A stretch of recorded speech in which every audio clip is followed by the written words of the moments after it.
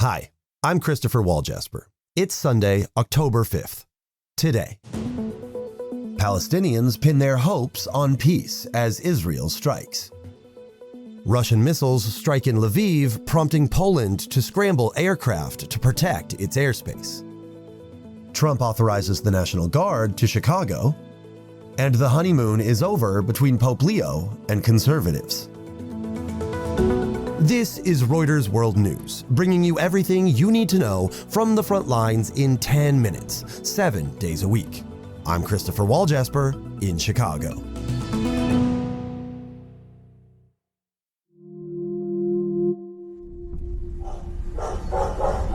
Smoke rises and explosions echo over Gaza after Israeli planes and tanks pound areas across the Gaza Strip overnight, destroying several residential buildings, according to witnesses. This comes after a post from U.S. President Donald Trump on his social media platform Truth Social, calling for an end to the bombing in Gaza.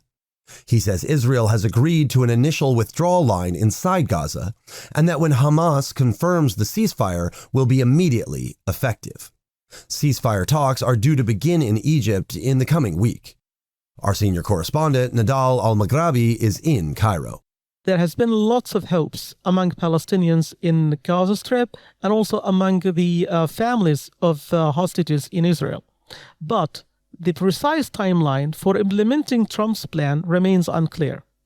And some logistics may prove problematic because of the devastation in Gaza, and potential pitfalls to the deal remain after previous ceasefires during the war came to an end, with Israel resuming its offensive and a return of fighting.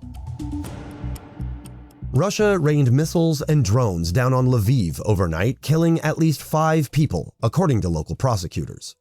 Lviv's governor says it was one of the largest attacks of the war on the western region of Ukraine. Civilian infrastructure was hit across multiple regions, with energy facilities damaged and fires breaking out. Russia's defense ministry says it targeted military-industrial sites and energy infrastructure. Lviv borders NATO member Poland, scrambled aircraft to secure its airspace. A U.S. judge has temporarily blocked the Trump administration's deployment of National Guard troops in Portland, Oregon, at least until a lawsuit plays out. While in Illinois, Governor J.B. Pritzker says he's been given an ultimatum by Trump to deploy the state's National Guard. On Saturday, ICE agents fired pepper spray and rubber bullets at protesters in Chicago. Protests have been growing in the city over the treatment of migrants by federal agents. Our reporter Heather Schlitz visited the ICE facility near Chicago to understand the growing tension. It was a relatively calm scene with only a handful of arrests until Border Patrol agents came at protesters with their gas masks on, and that's when things really escalated. Border Patrol officers were pushing people, some into the street. There was some pepper spray deployed, so people had their gas masks on, and the ones who didn't were violently coughing. And it got pretty intense. People were taunting them. It was a really tense scene.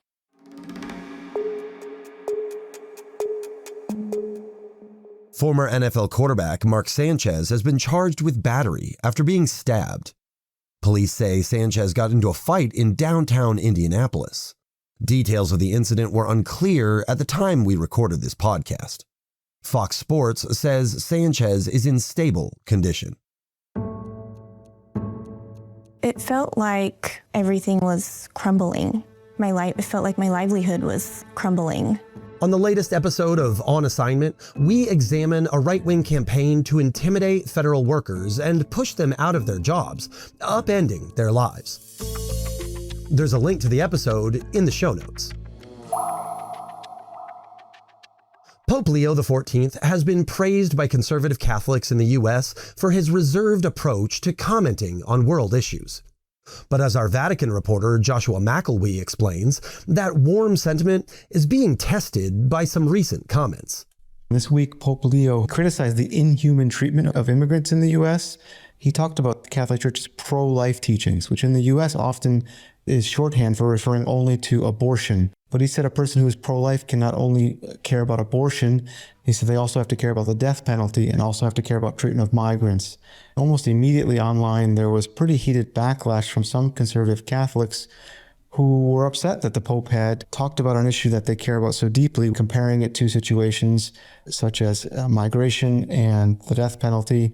Joshua says this comment, along with other moves in the Pope's early tenure, offer insight into his approach to leading the church.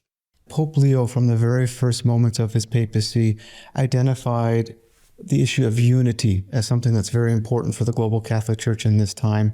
And in the first few months, what we've seen is kind of an extraordinary gesture from this Pope to reach out to all different kinds of people. He's reached out to two of the cardinals who were most critical of Pope Francis, a U.S. cardinal named Raymond Burke and a Ghanaian cardinal named Robert Sarah. He's also allowed Cardinal Burke, who is someone who loves the traditional Latin Mass, to say that Mass in St. Peter's Basilica later this month, which is something that Pope Francis did not allow. At the same time, Leo has reached out to a priest in the U.S. who ministers to LGBTQ Catholics, is really seen as kind of pushing the church toward greater acceptance of LGBTQ Catholics.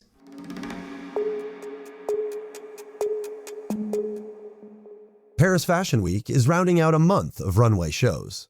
Retail reporter Mimosa Spencer is on top of the latest from the catwalks and the shakeups going on at major fashion houses. So we've got some of the biggest names in fashion that are debuting new designers this season. We'll have Chanel. This will be the first designer change since 2019. At Dior, we had the big debut for women's wear from Jonathan Anderson, who is a 41-year-old designer that they've entrusted to look after both menswear and women's wear.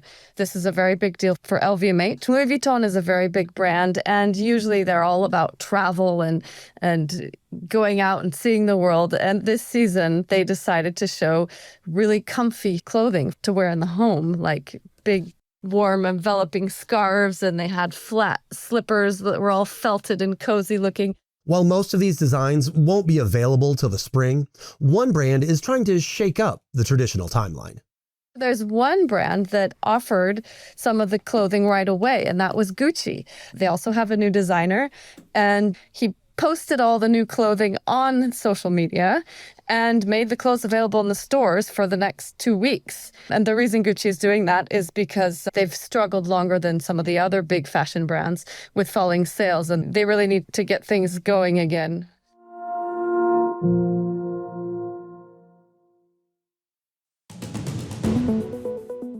And for today's recommended read, how artificial intelligence is being used as a sort of digital wingman for online dating. From starting the conversation to deciding when it's time to move on, AI apps specifically tailored to relationships could be a game changer for some, but are concerning for others. We'll link to that story in today's show notes. For more on any of the stories from today, check out Reuters.com or the Reuters app. Don't forget to follow us on your favorite podcast player. If you're listening on a smart speaker, just ask for the latest news from Reuters, 7 days a week. I'm Christopher Waljasper. We'll be back tomorrow with our daily headline show.